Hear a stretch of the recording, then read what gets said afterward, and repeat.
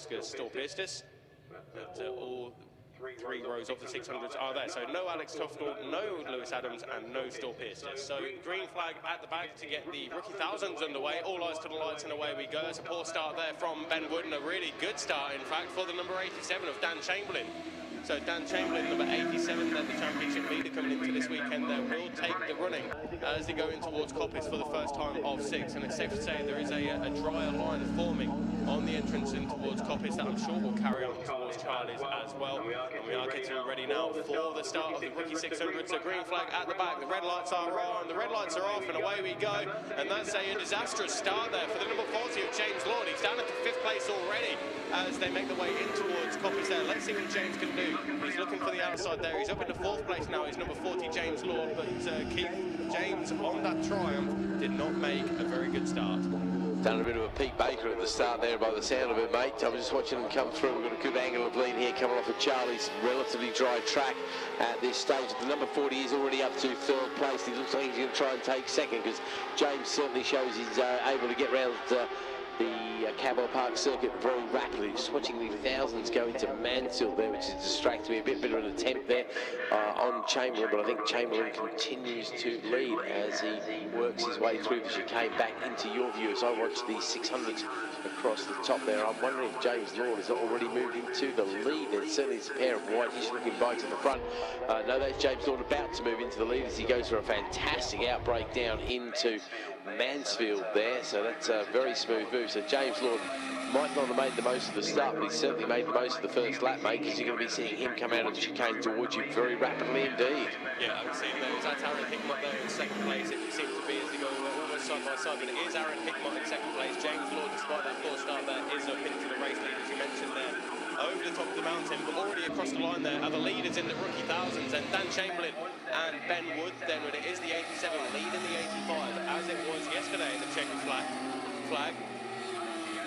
Alex Yanni across the line then, so 0.3 of a second between Chamberlain and Wood. They're now 7.5 seconds almost ahead of Alex Yanni. Nathan Thompson up next, and then the number 29 machine, the only other 1000cc machine in this race, Luke Morgan, comes across the line. Yeah, just watching the leaders disappear up past my side. I think Ben Wood's going to give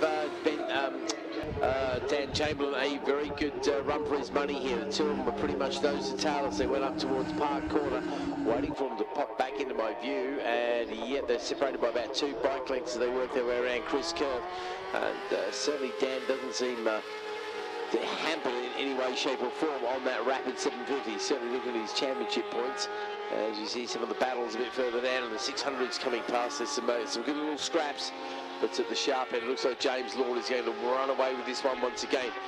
Again, tyre choice a little bit difficult because I don't know what it's like under the trees here. I'm going to guess it's damp. Yeah, just having a look there. It looks like, I don't know what you can see from your point there, but it looks like there was a rider down at the exit of Barn there. It's quite an early one, almost in the middle of the corner there, but difficult to tell from this distance. Race leaders of the rookie thousands in towards Hall Benson as we speak. So we are keeping an eye on this one then, and on the TSL time screen it looks like James Lord is showing him coming across the line. Yeah, that's because he's the one at Barn, mate. That's the note I just heard on the radio there. The number 40 machine, unfortunately, is your faller at Barn there. So it ain't a transponder glitch, that's a rider glitch by the sound of it. Sounds like the rider's up and okay, so I'm glad to hear that and report that to James's friends and family around the circuit. But unfortunately, James was looking good there for another 25 points in his account. Right now, he's looking for a deficit in the bank account because the bike's going to need some repair. So James, who is starting to look like a serious challenger for the title, has suffered a bit of a setback. Having said that, though, there are still 200 points on offer. So he would have closed the gap a bit yesterday. So we'll have to wait and see how that one pans out, but it's good news for who's taken over the lead. It's O'Hare, isn't it, who's taken over the lead, I think. No, you're absolutely right there. So Blake O'Hare, the man from Newcastle on bike number 141, is the main beneficiary of that one. Then he's in the lead ahead of Bloomfield, and in fact, O'Hare is the fastest man on the circuit. So 1 minute 44.8 for O'Hare on the 600cc machine. Chamberlain is in the 45 flats on that 750. Ben Wood with a 1 minute 45.6 on the Yamaha R1. I seem to recall they were doing similar times yesterday, actually, so I'm guessing the track is probably in similar condition to what it was yesterday. So we're a long way from the lap record, which you obviously expect when there's a bit of moisture on the track. I seem to recall, I think it was James Law who got into the 37s or 38s or something towards the end of the race. So obviously they've only got 6 laps today instead of the 12 to really bend things. And I might stand to be corrected on that. I might be getting that mixed up with another race. But I do recall the 600s going very quickly here. So somebody's decided to take an interesting line at Mansfield, because they suddenly appeared at the tyre wall just in front of me here. So you know how far away that is from Mansfield. It's definitely a shortcut gets to go. That's a very bad one. It's one of the 600 riders. You're going to see somebody go dropping down 2 or 3 places, I would have thought at least. But unfortunately they kept it all upright and just enjoyed their little trip into the countryside for a bit of an excursion, a bit of a look-see, say hello to the bunny rabbits and head back down. So that challenge I was hoping for, that race we were hoping for, that battle we were hoping for in the thousands has never come out, because I've just had Dan Chamberlain come flying past me, tucked in tight on that Gixxer 6, on the Gixxer 750, sorry, with Ben Wood trailing in his wake by a couple of seconds. The rest of the thousands are nowhere near these guys. They've already around Park Curve, and here comes the next couple of 1000cc machines. Somebody without a vest there, so I'm guessing he's 1000. And the quick 600s, I think, are now starting to catch the slower 1000s. So the 600s proving very nimble around the circuit, aren't they, Bradley? No, you're absolutely right there. And you mentioned the rider who outran themselves at Mansfield. Looks like Adam Fruin's yet to come across the line on this one. That's the R6 that identifies as the Ducati, isn't it, Adam? That's the one.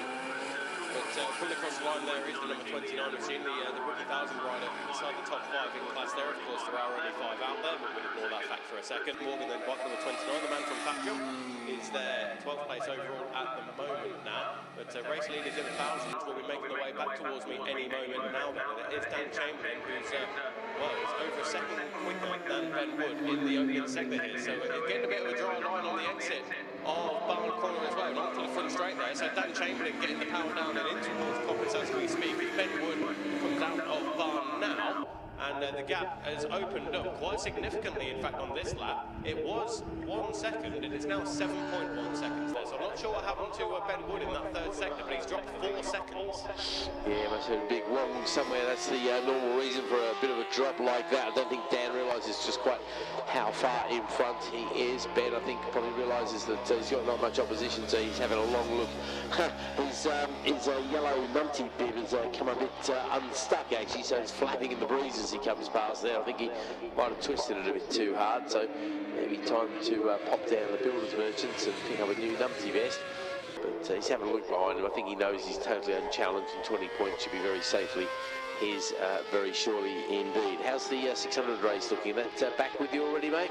Yeah, so Blake O'Hara's got an 11.2 second advantage over Paul Bloomfield there. But Bloomfield, let's have a look. There's around about 1.9 or 2 seconds ahead of Aaron Hickmott. And there are quite a few thousands in the mix there with the 600s as well, as the quicker of the thousands gets stuck in with the slower of the 600, slower of the thousands with the quicker of the 600s. But race leader in the thousands making its way over the top of the mountain there is Ben Wood is just going in towards the chicane now. So I'm not sure what's happening here with Ben Wood. He takes a look over his left shoulder and the exit of the chicane here.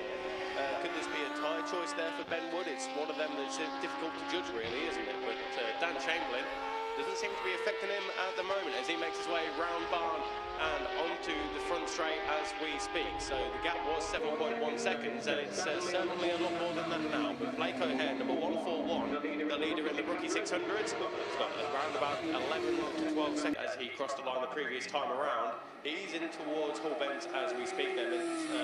Paul Bloomfield is into the bottom of the mountain, but Dan Chamberlain making his way around Charlie's 1 over the crest and in towards Charlie's 2, and the last lap flag has gone out then. So Ben Wood is coming across the line now there. He's not tucked in or anything like that there, Keith, so I'm not sure what's going on with Ben. You'll have to have a look at that one. Yeah, no, it was a bit strange when he came past me. He's having a big long look over his shoulder. I say his numpty vest was flapping in the breeze there.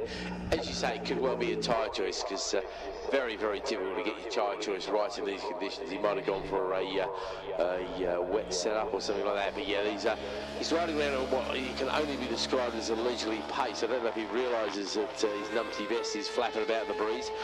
Third place man is coming rapidly. I think he actually saw him that time, so I think maybe he's twisted that wrist just a little bit there, because I think he can see who's third of the thousands. Third of the Alex Yanni. Well, yes, he's a long way back, because yeah, that'll be Wood who's coming for him quickly at the moment. Well, O'Hare coming quickly for him, but obviously doesn't need to worry about that. But maybe he didn't notice the fact that the rider coming for him has got an orange vest on, of course. Dan Chamberlain into the bottom of the mountain for the final tail, and then over the top and heading towards Hall Bends at a rapid rate of knots. But as we mentioned, Dan Chamberlain over the previous couple of laps. I realise what it is, of course. O'Hare hasn't got a vest on. That's the problem. So he's looking, he doesn't know what that is, catching him very rapidly indeed. As they go to the bottom of the mountain, you can see them there. Of course, O'Hare has got the green leathers on. He's not gone out without he's gone out without his numpty vest on. So that's a no-no. I'm not quite sure if there's a penalty for it. But if there is, I will do one, Mr. O'Hare will suffer, because that's going to be very confusing. He's through on Ben Wood as Dan Chamberlain comes across the line then to take the checkered flag. And last time around, in fact, Paul Bloomfield was fastest in the first sector of the entire race. So Paul Bloomfield is the fastest man in the first sector throughout the course of the race. As Luke Morgan, number 29, comes across the line there. Here comes the first of the 600s. It's the number 141 of Blake O'Hare, 21 seconds behind Dan Chamberlain. Ben Wood across the line. Again, not sure the issues in the closing stages of that one for Ben Wood, but he ends up around about 25, 26 seconds behind the race winner of Dan Chamberlain. Paul Bloomfield up next, a personal best lap of the race on that final lap, a 1 minute 46.1. Aaron Hickwell will cross the line to take third in the rookie 600s there on the number 153 Kawasaki. Just waiting now for the rest of the runners and riders here. So it's going to be Alex Yanni, who's in a bit of a battle here with one of the Ridsdales. That's number 197, Zach Ridsdale. But that, of course, is an on-track battle as opposed to in-class, because Alex Yanni on the S1000RR ahead of Zach Ridsdale on the 600s there. That's third in-class for Yanni, fourth in-class for Zach Ridsdale, who takes fourth ahead of fifth place of number 67, Adrian Ridsdale. Of course, both from Boston, the Ridsdale, so a local circuit for those two guys. Paul Coombs ahead of Nathan Thompson, who is in the 1000cc class.